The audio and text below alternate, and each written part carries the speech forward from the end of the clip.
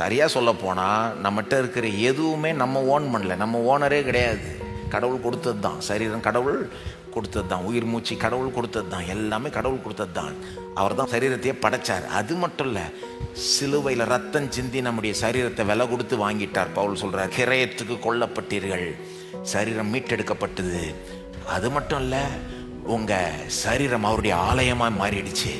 ஆகவே அதை வச்சுக்கிட்டு என்ன வேணா செய்ய முடியாது. இப்போ அவருக்கு பாவம் பிடிக்காது. அப்போ தேவன் நம்மோட இருக்கிறார் என்பது நமக்கு தெரியும்னா, உண்மையிலே அதை நம்ம நம்புறோம்னா, இந்த பாவத்தில் நம்ம தொடர்ந்து அப்படியே ஈடுபட முடியாது.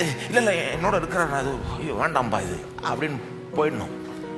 அப்படி போறப்போ அது என்ன காண்பிக்குது? என்னோட இருக்கிறான்றதை நான் உண்மையிலே நம்புறேன். ஒருத்தர் தொடர்ந்து அப்படியே பாவத்தில் இருக்கிறாங்கன்னா, நான் சொல்றேன், அவங்க உண்மையிலே நம்புறாங்களா தேவன் அவங்களோட இருக்கிறாங்கன்னு? அப்படி நம்பினாங்கன்னா அவங்க உண்மையிலே அதை செய்வாங்களா? ஒருத்தர் உண்மையிலே கடவுள் என்னோட இருக்கிற ஆவியான உள்ள இருக்கிறாரு, ஆவியானுடைய ஆலயம் நம்பினாங்கன்னா ரொம்ப காலம் அதில் அவங்க போக மாட்டாங்க. அப்படியே அவங்க அதில் போறாங்கன்னா அது என்ன காண்பிக்குது? கடவுள் அவங்களோட எப்பவுமே இருக்கிறான்றதை அவங்க நம்பல. கடவுளோட இருக்கிறாரு நம்பணும், அது ஏற்றபடி வாழணும். அந்த வாழ்றது நம்முடைய நம்பிக்கையை வெளிப்படுத்த வேண்டும்.